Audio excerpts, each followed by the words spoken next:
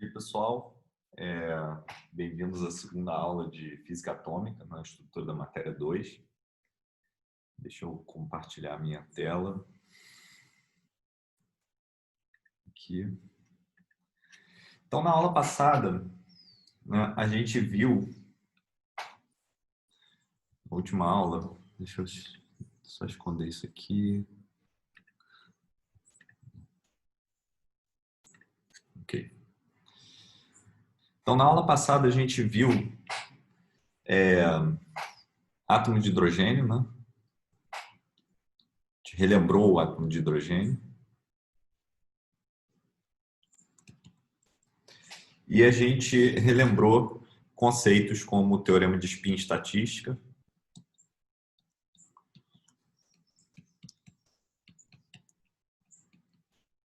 e essa ideia de bósons e férmions.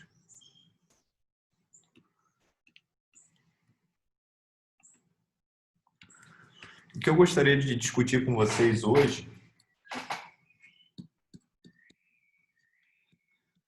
é a descrição de átomos com muitos elétrons.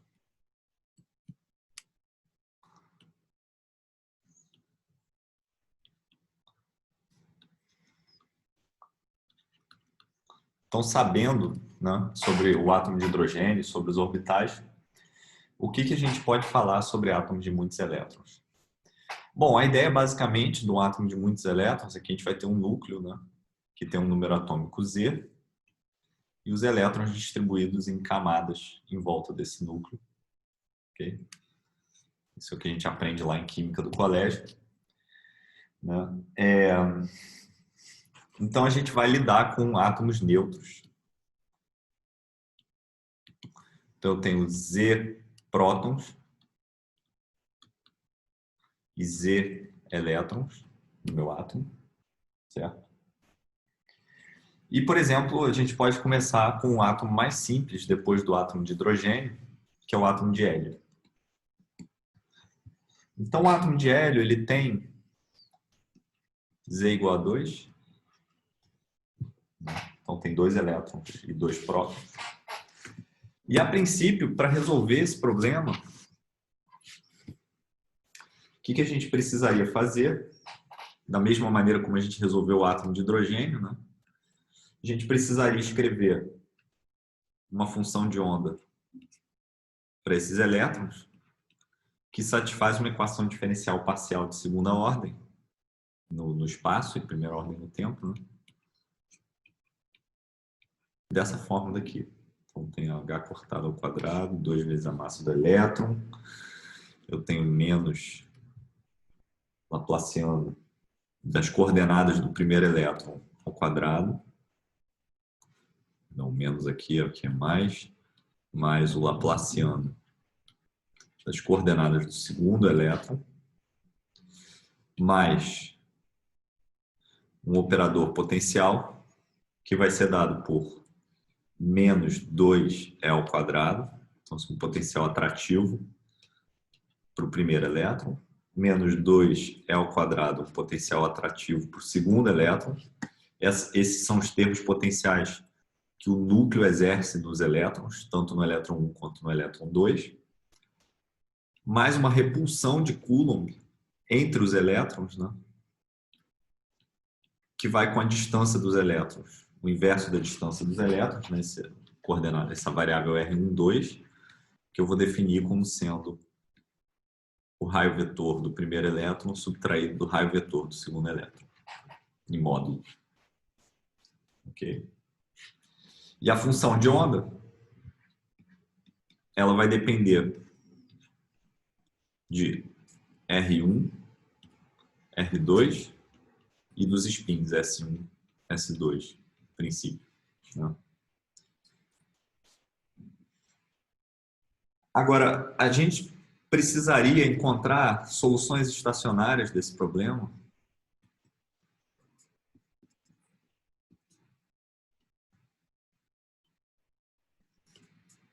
Certo? Soluções estacionárias desse problema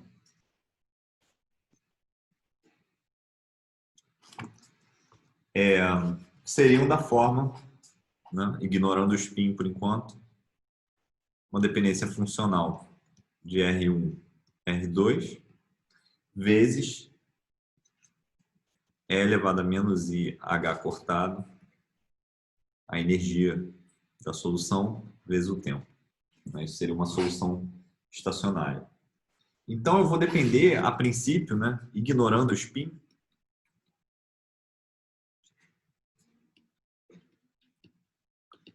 a minha função vai depender de R1 e R2, que são 3 coordenadas espaciais para cada elétron. Então, são 6 variáveis. Então, tem uma equação diferencial parcial acoplada em 6 variáveis, extremamente complicado de resolver. Não preciso nem enfatizar que, analiticamente, a gente está perdido, né? Não tem como. Não se sabe, não se conhecem soluções analíticas para esse problema.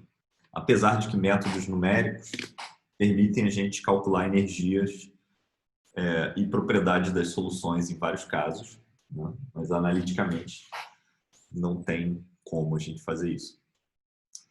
Então, o que eu gostaria de discutir com vocês hoje é um método qualitativo, uma teoria qualitativa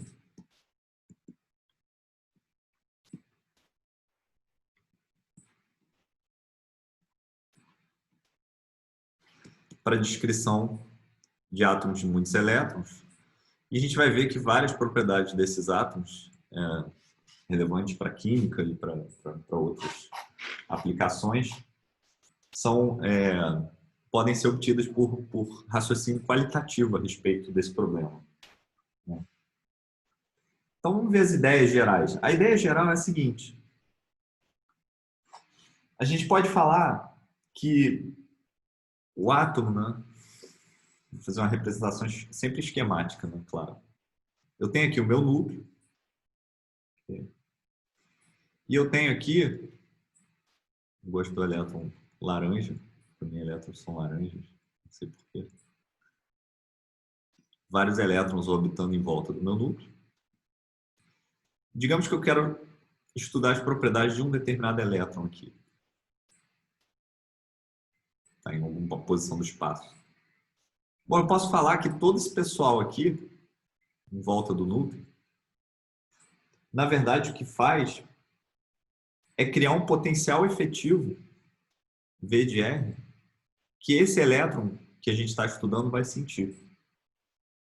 Esse potencial efetivo ele não vai ser da forma 1 sobre R, da forma de Coulomb, né, que a gente está acostumado a lidar. Ele vai ter uma dependência complicada. Mas é razoável a gente esperar que ele vai depender da coordenada radial ainda. Então, a gente pode usar o fato de que a gente está lidando com estados ligados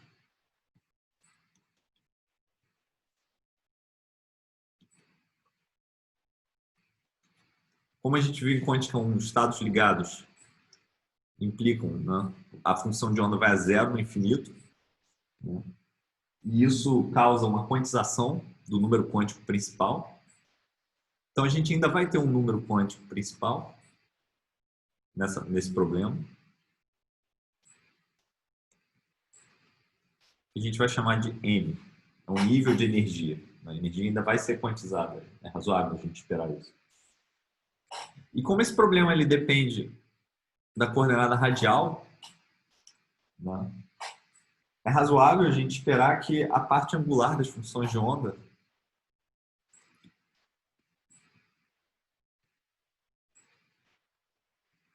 angular vai ser igual. Então vai ter a mesma parte angular. O que significa dizer que a gente ainda pode indexar as soluções com NLM, né? Então a gente ainda vai ter orbitais S, orbitais P, orbitais D, F e por aí vai.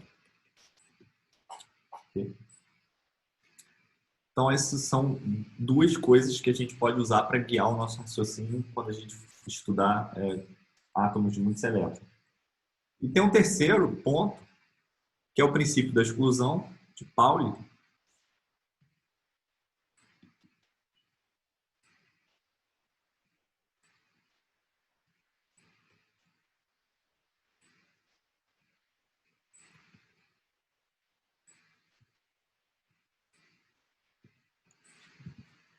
que para a gente vai basicamente significar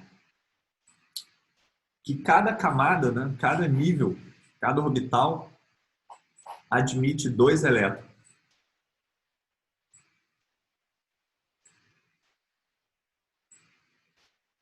Um elétron com o spin para cima e um elétron com o spin para baixo, basicamente. Ok? Então, esses são os 3 princípios que vão guiar o nosso estudo de átomos de muitos elétrons. Princípios simples. Não, a gente não resolveu nenhuma conta, mas a gente sabe que essas coisas têm que valer por argumentos gerais. Okay? Então, vamos dar uma olhada na tabela periódica dos elementos, né? Ver alguns exemplos. Então, vamos lá. Hidrogênio. Bom, hidrogênio a gente conhece, né? Perfeitamente. A gente resolveu analiticamente em quântica 1, a gente também discutiu na aula passada. Para o átomo de hidrogênio, a gente tem L igual a 0, M igual a 0 e N igual a 1 no estado fundamental. Certo? Então, eu tenho um elétron no estado 1s, na camada 1s, né? E esse cara ele tem energia menos 13,6 elétron-volts. Significa dizer que a energia de ionização desse átomo de hidrogênio, né, o trabalho, a energia que eu tenho que dar para ele para arrancar o elétron do núcleo, para ionizar o átomo, é 13,6 elétron-volts. Okay? Bom, próximo átomo. Próximo átomo é o hélio. Okay? O hélio ele tem 2 elétrons, né? Z igual a 2, 2 prótons, 2 elétrons. Claro que tem isótopos, né, do núcleo. Né? Você pode ter nêutrons, mas a gente não vai falar disso por enquanto. Isso é mais um assunto de física nuclear. A gente está lidando com física atômica, então a gente está interessado em entender os orbitais dos átomos, né, os orbitais eletrônicos. Né? Toda essa teoria que a gente está falando, existe uma teoria análoga para o núcleo. Tem estados excitados do núcleo, por aí vai. Isso é o assunto de estrutura da matéria 4, se não me engano, física nuclear. Mas tudo bem, vamos considerar Z igual a 3, 3 prótons, perdão, Z igual a 2, né? 2 elétrons e 2 prótons. E aqui não tem muito mistério, né? Pelo princípio de exclusão de Pauli, a gente pode colocar 2 elétrons no nível 1s.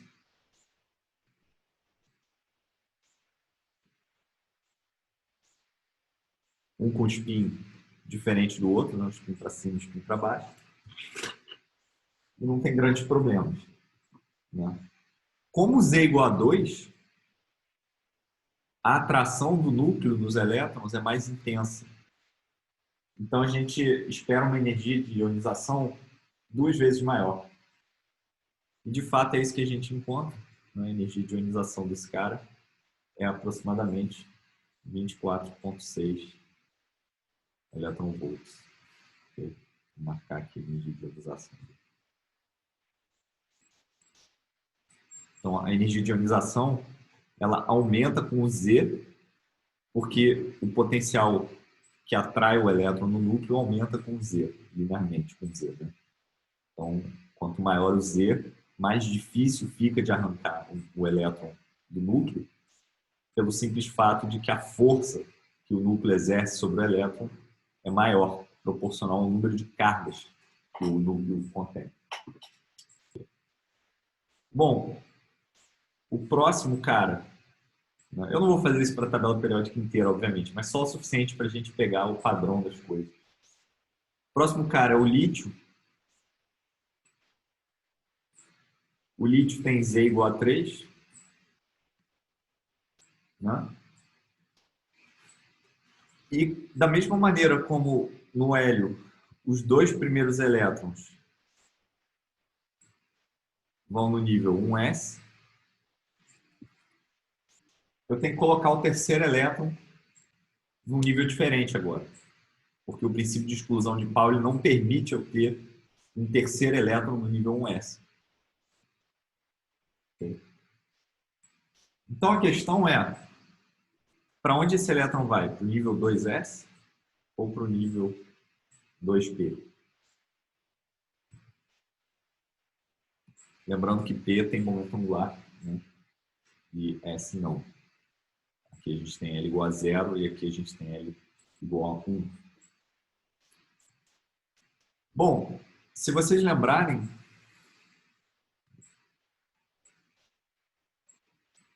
o nível 2S é uma coisa assim. Uma seção transversal da função de onda do nível 2S vai se parecer com isso aqui. Então tem uma casca, né, de amplitude de probabilidade do elétron estar em volta do núcleo, mas também tem uma pequena esferinha em volta do núcleo. Em outras palavras, existe uma amplitude não nula aqui dentro do elétron estar dentro do núcleo. Tem um overlap entre a função de onda do elétron e a função de onda do núcleo. Já no nível 2p, né, isso aqui é o 2s. Já no nível 2p, isso parece uma coisa assim, ó. Então, se o núcleo estiver aqui no centro,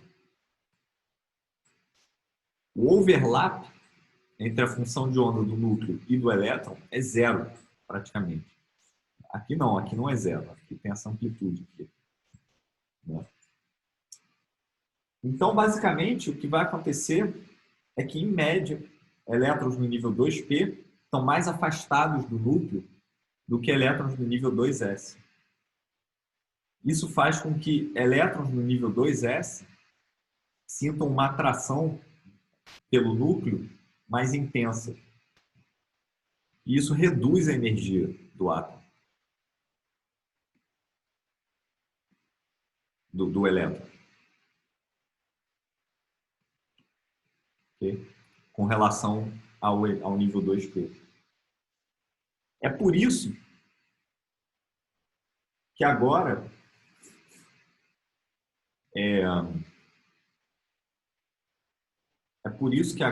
esse cara daqui vai ter os seus níveis preenchidos por 2 elétrons no nível 1s e 1 elétron no nível 2s. Então a gente preenche o nível 2s, certo? A energia de ionização agora ela é um pouco menor do que a energia de ionização do hélio. Ela é bem menor, na verdade, né? A gente mede ela, a gente pode falar que ela é igual a aproximadamente 5,4 elétron-volts, né? E isso se dá ao fato de que agora tem esse efeito de screening, né? Esse cara, esse último elétron na camada 2s, ele está em média, ele está mais longe do núcleo, né? Ele está mais longe desse núcleo, então ele está num nível de energia maior, igual a 2 agora. Então a energia para arrancar ele deve ser menor do que nos átomos anteriores, a energia de ionização era. Então isso é observado, de fato, a energia de ionização é 5,4 elétron-volts. Então a gente consegue ir falando coisas sobre átomos de muitos elétrons, mesmo sem saber a solução. Porque agora a gente tem uma historinha para contar, a gente tem uma teoria. Né? Essa teoria, validada pelo átomo de hidrogênio por argumentos gerais de simetria, permite que a gente fale essas coisas todas sobre átomos de muitos elétrons. Né? Então vamos ver o próximo. Né? Esse aqui foi o lítio. Eu separei aqui, voltou para aula.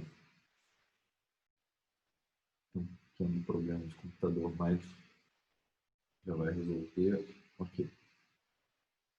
Eu separei aqui essa tabela que vocês podem encontrar no Feynman Lectures on Physics, volume 3, né, que é excelente. Então a gente veio até o lítio aqui. Né? Bom, vamos lá. Então, do começo. Então, a gente tem o hidrogênio, tem uma energia de ionização de 13,6 elétron-volts, um elétron na camada 1s. Então, tem um cara aqui no nível 1s. Hélio tem 2 elétrons na camada 1s, né? Então aqui eu coloco 2. E a energia de ionização é 24,6 elétron-volts. Aí a gente parte para o lítio. O lítio ele tem 3 elétrons. Okay? O nível 1s, a camada 1s já está completa. A gente completa ela igual a gente completou a do hidrogênio e do hélio, né? Mas agora tem o terceiro elétron. E pelo argumento da função de onda, a gente tem que colocar ele no nível 2s. E a energia de ionização é menor porque agora a gente está num N maior. Né? E tem também esse efeito de uma espécie de... basicamente porque ele está mais longe do núcleo. Né? Depois a gente vai ter berílio. De novo, o princípio de exclusão de Pauli não dá nenhum conflito da gente colocar esse quarto elétron no nível 2s, então a gente preenche essa camada e agora a camada 2s está preenchida. Okay?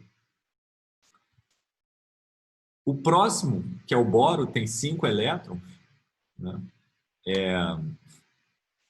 Ele precisa, né?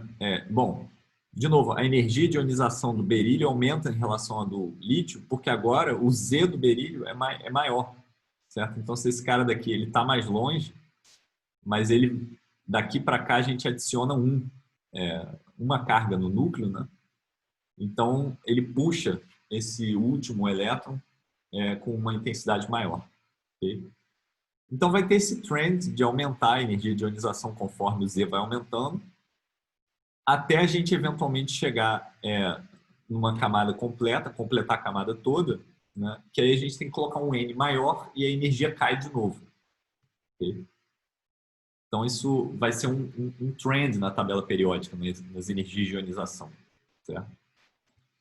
E isso, basicamente, vai dizer se os átomos são quimicamente ativos ou não. Porque se você consegue ionizar ele com facilidade, você arranca o elétron com facilidade, ele consegue trocar elétrons com vizinhos com muita facilidade. Então, isso é um prato cheio para reação química, vocês estão vendo?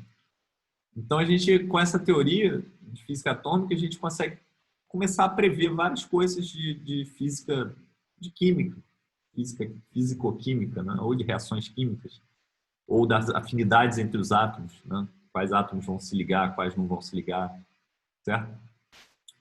Por exemplo, hidrogênio e hélio são gases nobres, né? Basicamente por causa da energia de ionização, esses caras são altos. Neônio é um gás nobre. A gente vê aqui que a energia de ionização dele também é alta. Né? Mas vamos voltar para o boro, né? Que o boro é interessante. A gente preencheu, então, no berílio, a camada 2s. No boro, a gente vai ter um elétron a mais e a gente tem que colocar ele na camada 2p. Então, a gente coloca ele na camada 2p. E assim vai ser carbono, nitrogênio, oxigênio, flúor e neônio. Agora, esses caras aqui são os caras do nível 2p. Eu posso colocar até 6 elétrons nessa camada.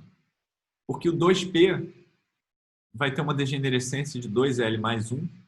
Então, tem 2L mais 1 estados ortogonais, vezes 2 spins possíveis por estado ortogonal.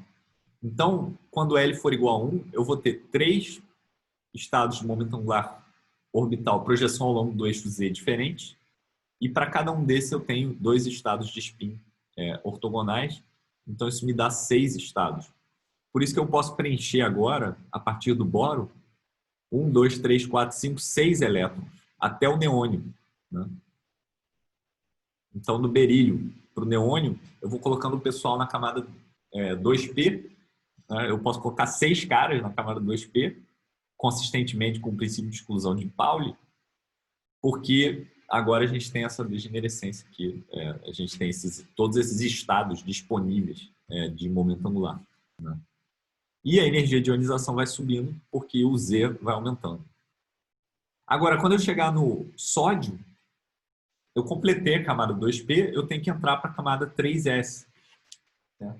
Pelo mesmo argumento né? A gente não vai completar a partir da camada 3P porque a gente viu, né, que esses níveis esfericamente simétricos têm um overlap com o núcleo. Então, a energia deles é menor. Então, a gente começa completando da menor energia, né? Então, quando eu chego no sódio, em relação ao neônio, né, completaram todas as camadas 2P, eu tenho que ir para 3S. Só que isso é mais longe do núcleo ainda, então a energia de ionização cai. Então a energia de ionização volta para esse 5,1 eletronvolts e aí a gente tem o mesmo trend de novo até o argônio, que conforme o Z vai subindo, a energia de ionização vai crescendo. Tá vendo? Até eu completar todo mundo novamente, né, que eu coloco esses caras no nível 3S, eu posso colocar 2 deles, e a partir daqui eu tenho que começar a preencher o nível 3P e por aí vai, né? Bom, isso vai, que nem eu disse, ditar o comportamento dos elementos na tabela periódica, né? E a afinidade química, né? As reações químicas são governadas essencialmente por isso. Agora, isso é uma coisa que vocês devem ter visto lá no colégio, né? Que é resumido por esse diagrama de Pauling, né?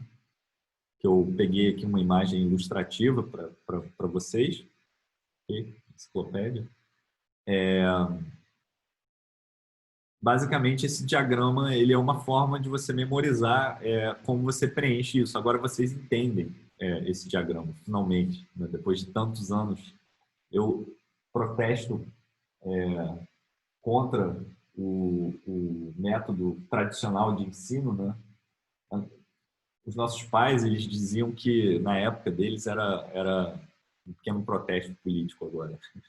Eles diziam que era obrigatório você saber as nascentes do rio, as afluentes do rio Amazonas, decorar coisas desse tipo. E isso daqui é uma afluente do rio Amazonas moderno, né?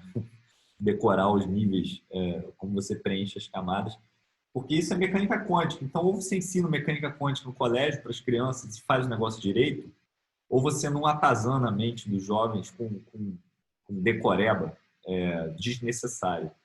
Tem tanta coisa mais interessante, mais honesta para você ensinar gradualmente, né? Mas aqui está agora, finalmente, depois de 3 ou 4 anos do ensino médio, depois daquela tormenta, vocês finalmente entenderam as funções de onda dos átomos de muitos elétrons. Eu espero, assim eu espero. Bom, aqui tem uma forma de... a mesma informação, mas em gráfico, né? Então, hélio, hidrogênio, hélio, a energia de ionização, quando chega no lítio ela cai. Tem esse trend, né? Não é exato, claro, porque a gente está lidando com ideias qualitativas, né? Então, quando chega no neônio, né, eu tenho que preencher para o sódio, ele cai de novo, sobe até o argônio e assim vai, conforme o Z, o número atômico vai aumentando, né? Então, tem esse gráficozinho aqui, que dá um trend claro, né? Óbvio que tem um trend aqui. Agora, calcular exatamente essas energias, conforme o Z vai aumentando, é um problema de computação numérica, de física computacional, né? Tem métodos numéricos para você fazer isso, tem uma série de algoritmos e ideias que a gente não vai entrar em detalhes, mas é importante vocês saberem que isso existe. E mais uma vez aqui a mesma energia, a mesma informação, só que na forma de tabela periódica, né? Ionização, energia de ionização, né? Os trends que vão seguindo, só que agora dispostos na tabela periódica. Então eu vou deixar vocês analisarem isso conforme vocês forem assistindo essa aula, mas pensem nessas várias formas de representar essa mesma informação que está nessa tabela aqui do Feynman Lectures. Então isso é muito bacana, muito satisfatório, né? Que a gente tem uma teoria, mesmo que qualitativa, a gente consegue descrever átomos de muitos elétrons. É lindo isso, maravilhoso, eu acho muito bacana. Bom, vamos continuar. O que eu queria... Bom, a gente está usando esse livro do Boudker, né? Atomic Physics, an Exploration through Problems and Solutions, que eu mostrei na aula passada. Então, eu gostaria que para a próxima aula vocês lessem o capítulo 1.1 e o capítulo 1.2 do Boudker. Eu vou comentar algumas coisas agora, né? A primeira coisa que eu queria introduzir uma notação espectroscópica, que o pessoal usa em física atômica, é largamente usado em papers de física atômica, então é importante vocês saberem dessa notação. Então, essa é a chamada notação espectroscópica.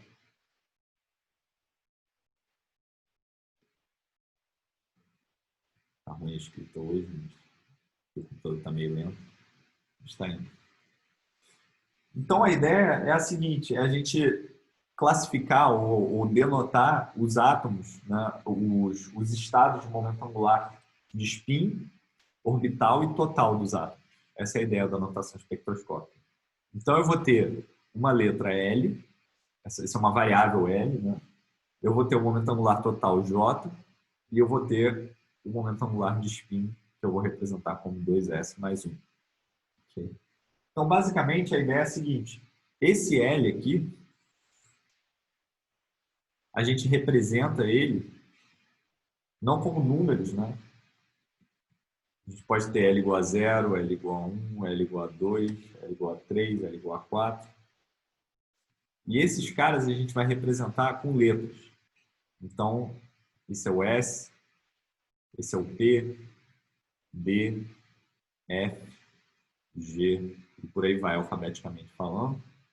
Okay? E aqui a gente tem o estado de momento angular total do átomo e aqui a gente vai ter o spin, né, do último elétron. Então, por exemplo, o spin do átomo, perdão. Então, por exemplo, a gente tem um S igual a 1, L igual a 2, um átomo com L igual a 2, S igual a 1 e J igual a 3. Isso daqui é representado nessa notação como sendo D, porque a gente tem L igual a 2, certo? 3, porque a gente tem spin igual a 1, então 2 vezes 1 mais 1 dá 3, e J igual a 3. Certo? Então, esse é um estado possível de momento angular total do nosso átomo, que especifica tanto o momento angular total quanto os momentos angulares orbitais e de spin. Okay? Então, isso é uma notação. Agora, eu queria comentar sobre o papel do spin nas interações entre os elétrons nas camadas atômicas. Okay? Dependência com o spin. Vou passar para cá.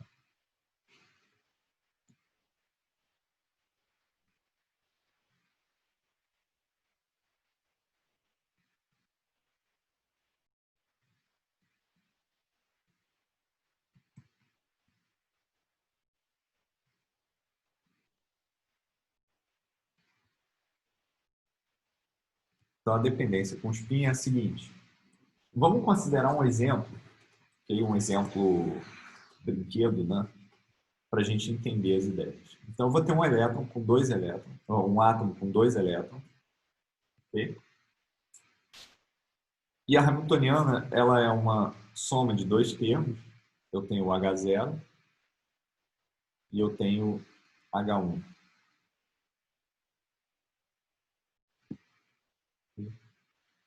H0 é a hamiltoniana que o núcleo exerce nos elétrons.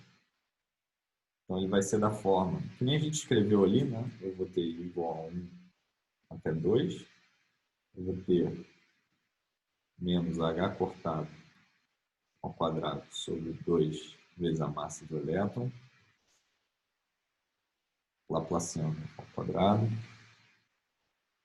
mais Z ao quadrado sobre RI. Então, essa aqui é a atração de Coulomb do núcleo nos elétrons. E eu vou ter uma repulsão entre os elétrons, que vai ser H1, vai ser E ao quadrado, divididos pela diferença dos raios vetores R1 menos R2. Isso é exatamente o que a gente escreveu no começo da aula. Okay? Então, a gente sabe do teorema de spin estatística que a função de onda total desses dois elétrons ela tem que ser antissimétrica, necessariamente. Isso é uma regra da natureza. Isso é um fato da natureza. Então, a função de onda ela é feita de duas partes, né? Psi total ele é a parte espacial e uma parte de spin. Okay? Agora, a gente pode se perguntar, né, como a gente tem 2 elétrons agora, a gente vai ter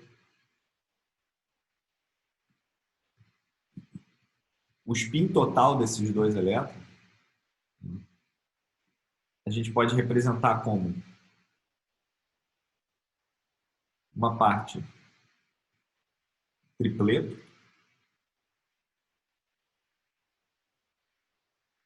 então os 2 elétrons estão com o spin para cima, os elétrons têm spin oposto. Só lembrando vocês de quântica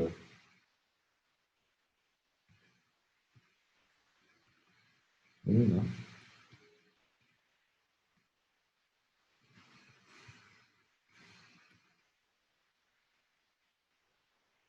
Aqui eu tenho 2 elétrons com spin para baixo. Então esse aqui é o spin total igual a 1, projeção no eixo Z igual a 1, spin total igual a 1, projeção no eixo Z igual a 0, spin total igual a 1, projeção no eixo Z igual a menos 1. Esses formam um tripleto de estados. Isso tudo a gente viu em Quântica 2, né? Tem vários vídeos sobre isso também. E a gente tem um quarto estado, que é o estado de singleto, que é um elétron com spin para cima e outro com spin para baixo, uma fase menos, e o primeiro com spin para baixo. Claro que eu posso normalizar tudo essas funções de onda, normalizar por raiz de 2. E esse cara é o singleto.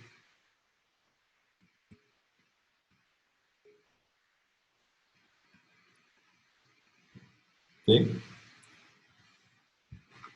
Então, basicamente, a gente sabe que essas funções de onda aqui do tripleto são simétricas sobre troca de partículas, enquanto que essa função do singleto ela é antissimétrica sobre troca de partículas.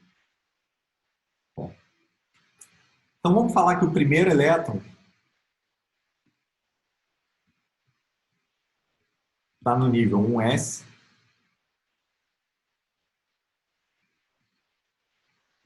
Okay?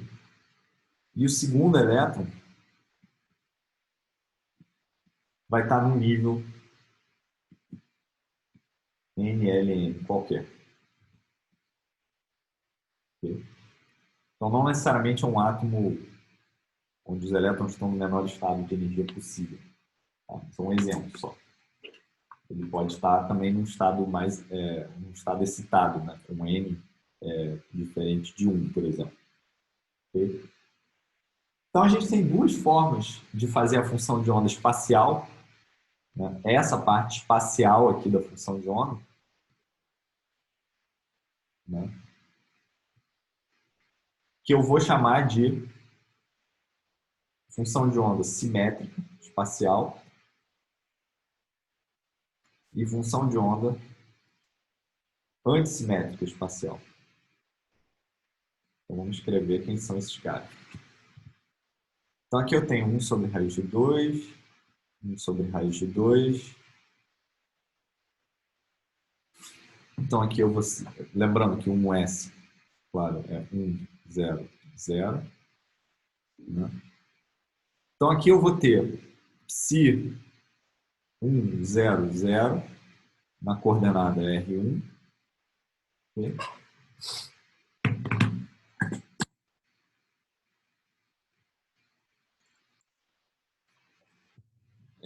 Vezes psi NLM na coordenada R2. Essa é a função de onda simétrica, então se eu trocar as coordenadas R1 com R2, a função de onda tem que se manter igual. Então aqui eu vou ter psi 1, 0, 0 na coordenada R2 vezes psi NLM na coordenada R1. Para poder para ver. Ficou um pouco apertado, mas vou fechar o parênteses. Ok?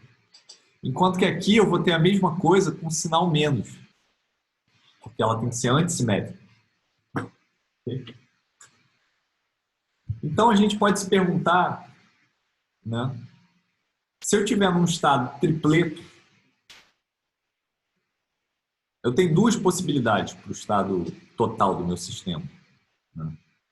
Eu tenho a parte espacial, eu tenho a parte de spin.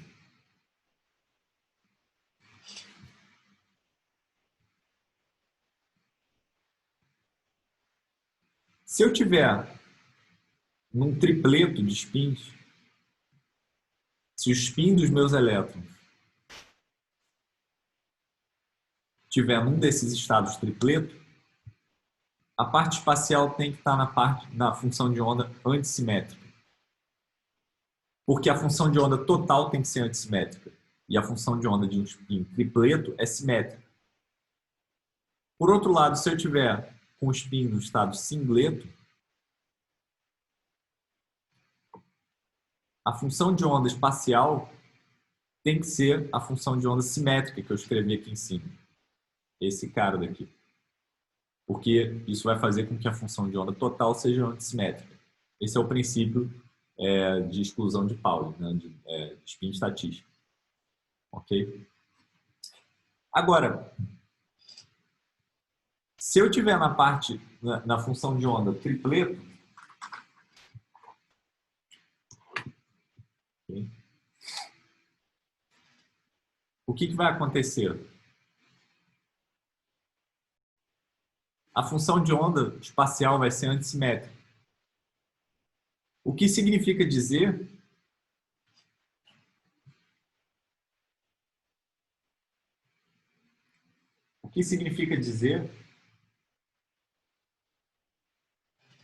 que o R1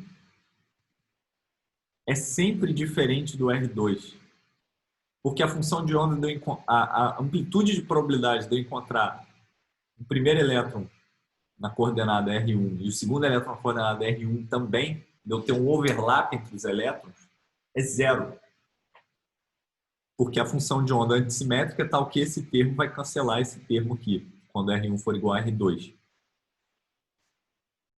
Então, no caso antissimétrico, em média, a gente nunca vai ver os elétrons com o overlap da função de onda.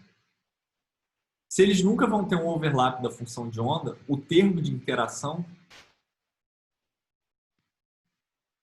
que era E² sobre R1 menos R2, módulo, né?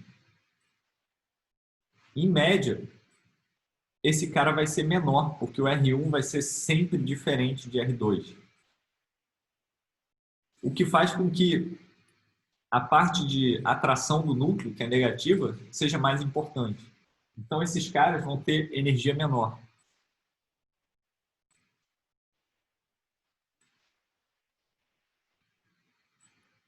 Já esses caras, que estão num singleto de spins, a função de onda de spin já é antissimétrica, a função de onda da parte espacial pode ser simétrica, na verdade ela é simétrica, né? Em média, o R1 e o R2 podem ter um overlap. Então, esse termo ele vai ser mais importante. Então, eu vou somar esse termo, ele vai ter uma magnitude maior, a energia de Coulomb, em relação à energia de Coulomb do núcleo, né? Isso vai fazer com que estados de spin de singleto tenham uma energia maior.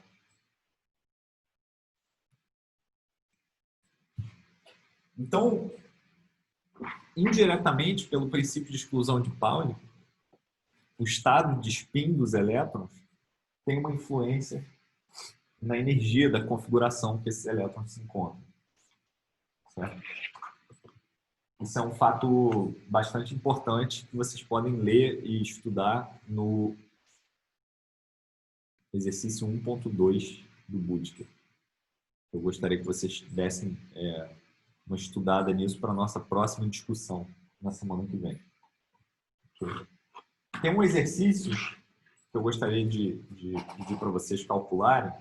Alguns de vocês já fizeram esse exercício em quântica 2, mas é bom relembrar, né? Isso é basicamente o exercício 1.2 do Butker.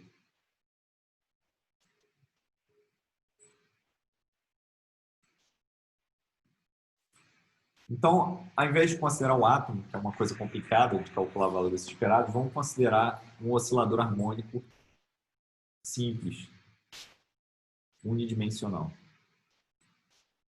quântico, né?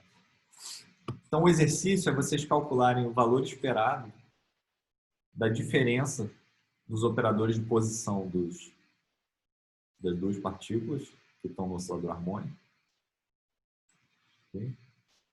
Para os seguintes estados. Para o estado simétrico e para o estado antissimétrico, onde o estado simétrico é definido como sobre raiz de 2. Estado fundamental, primeiro estado excitado, mais estado excitado, estado fundamental, 0. E o psi antissimétrico tem a mesma cara, sobre raiz de 2 aqui, só que aqui eu tenho um sinal negativo. É a mesma coisa com um sinal negativo. Então vocês vão ver que existe uma diferença, né, nessa distância quadrática média dos elétrons num poço harmônico. Existe uma diferença se esses elétrons estão no estado de função de onda simétrica ou no estado de função de onda antissimétrica, né? E isso é análogo ao que a gente discutiu aqui no caso do átomo. Só que é um modelinho de oscilador harmônico simples que é muito mais fácil da gente resolver e ver o que está acontecendo. Bom, antes de fechar a aula de hoje, eu queria discutir rapidamente esse conceito de determinante de Slater.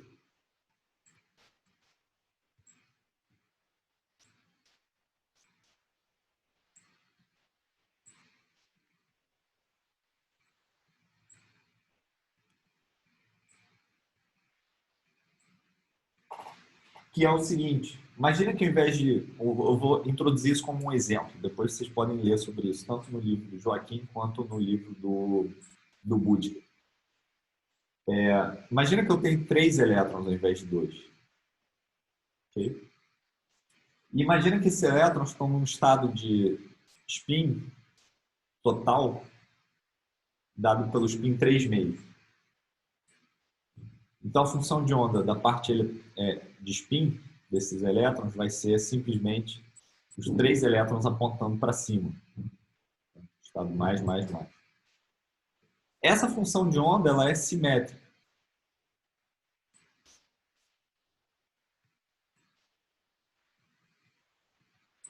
O que significa dizer, pelo princípio de exclusão de Pauli, que a função de onda espacial tem que ser antissimétrica. Mas como que eu descubro agora a função de onda espacial antissimétrica, totalmente antissimétrica? Imagina que os 3 elétrons podem estar em 3 funções de onda, cada um em funções de onda diferentes, alfa, beta e gama. Para eu descobrir essa função de onda antissimétrica de 3 elétrons na parte espacial, eu vou fazer um determinante. Tem um fator de normalização, e isso daqui é o determinante da seguinte matriz.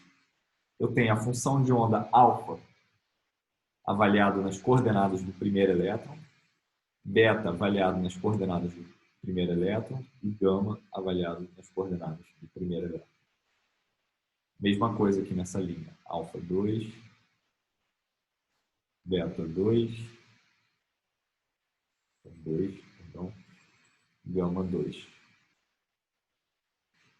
E alfa 3,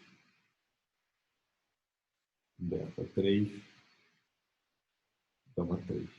Então, eu calculo esse determinante explicitamente, né? Só notação, né? Alfa I significa dizer que a função de onda alfa está sendo avaliada nas coordenadas R do iésimo elétron. Okay? Então, a gente sabe que o determinante é esse objeto que é totalmente antissimétrico, né? Sobre troca de... Se eu trocar aqui linhas ou colunas, esse cara vai ser antissimétrico. Então, a gente obtém a função de onda totalmente antissimétrica da parte espacial de 3 elétrons fazendo esse determinante. A generalização para mais elétrons ainda é clara, né? O determinante de uma matriz maior, 4x4, 5x5, por aí vai.